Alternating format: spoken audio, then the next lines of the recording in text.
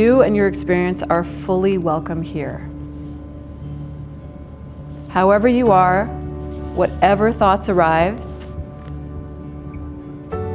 whatever defenses or anxieties, fears, boredom, excitement, it's all welcome here.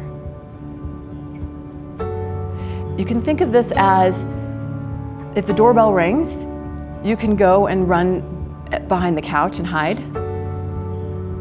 or you can go answer the door. And if you answer the door, you can choose. You can make an assessment like, oh, this is someone I'd want to invite in, this is something I'd want to invite into my life, or not. And you can choose to work with it how you want to work with it, but you get to decide just by turning towards it. It takes a lot of work to resist and not look and hide behind a couch and, and be like this in life. And a lot of times we spend our lives kind of like this, This is a different stance. It's a welcome everything.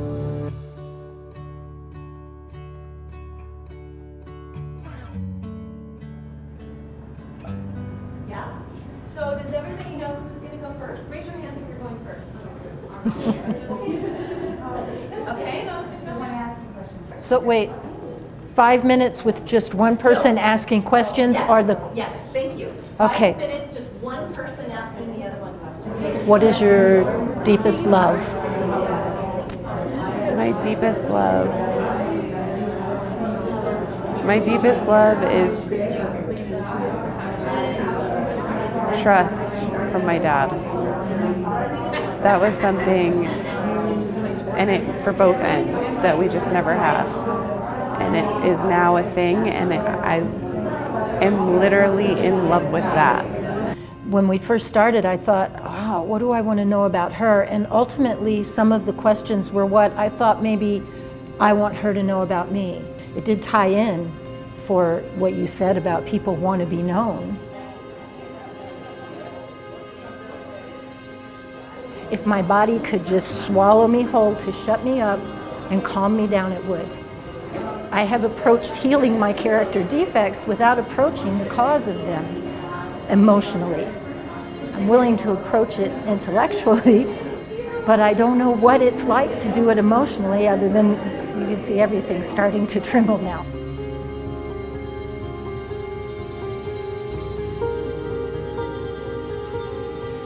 I learned disassociation at a very young age.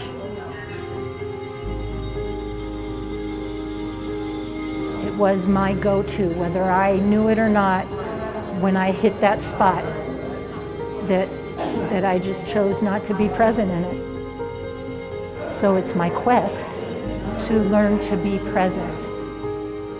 And that's also what my body so violently chooses not to want to allow me to do. Okay. Hi. I have an opportunity to put in my community papers in 6 months. And I lose my breath when I say that, so yes. And so where are you planning on going? I'm going to go back to the Western Slope. I was raised in an upper middle class family in Northern Virginia, just outside of Washington, D.C. Had a good education. I was told my whole life that I was smart and I would go far and I was good and I was affirmed as a young person, while at the same time I was being robbed of all those affirmations. It's so hard to reconcile the really good stuff that I got from where I was raised with the really bad things that happened to me there. About a book, I have the title to my book already, and the title is From Chasing Fireflies to Dragons. So when I was a little girl, some of my fondest memories are chasing fireflies in North Carolina in my grandparents' home with my cousins. And of course we know chasing the dragon is chasing that high, chasing that good time.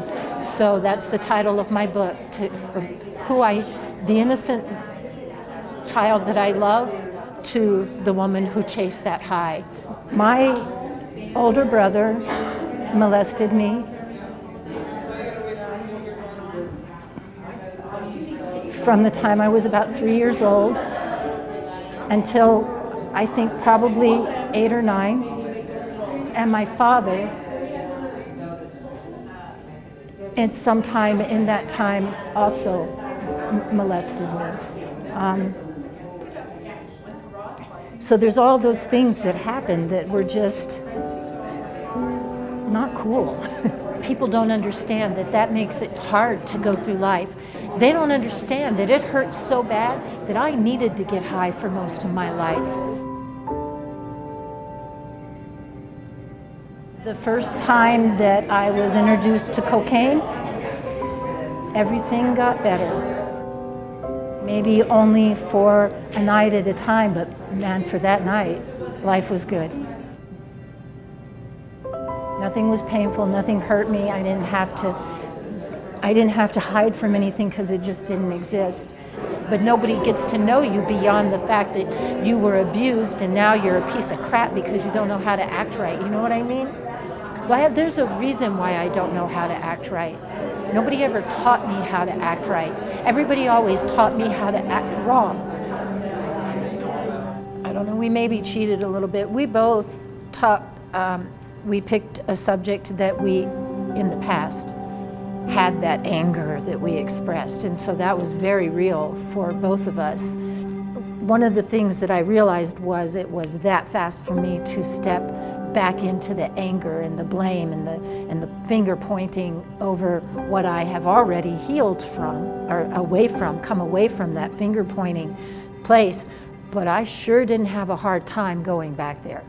When I told the truth, my older sister, who had also been abused by my father, when we told the truth in our family, we were wiped out of the family. In the spirit of assuming nothing, the miracle in my life was when my brother admitted to me that he knew what he had done to me and expressed his deep regret and sorrow for what he had done. What makes me sad when I talk about my brother is that I feel that he was as much a victim as I was, and that his pain in knowing that he hurt me is as bad as my pain in being hurt. That experience for me made me realize that those that broke me can play a part in my healing, can be an integral part of my healing. There's a freedom in his doing that for me.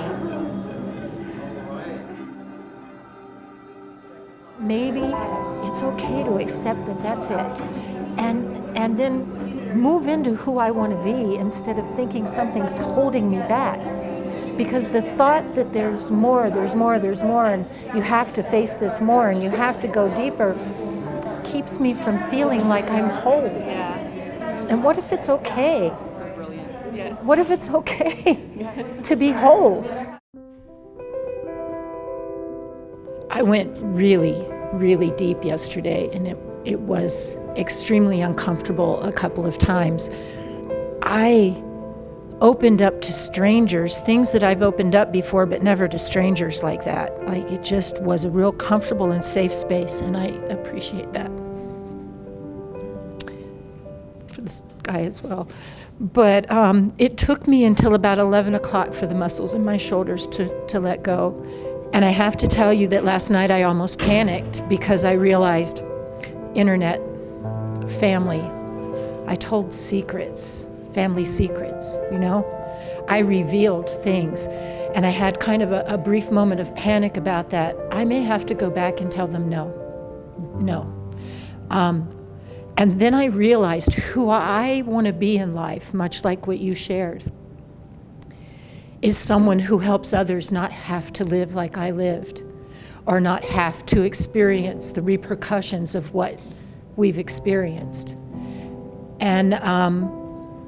And the only way I can do that is if I'm willing to share who I really am, the good, the bad, and the ugly.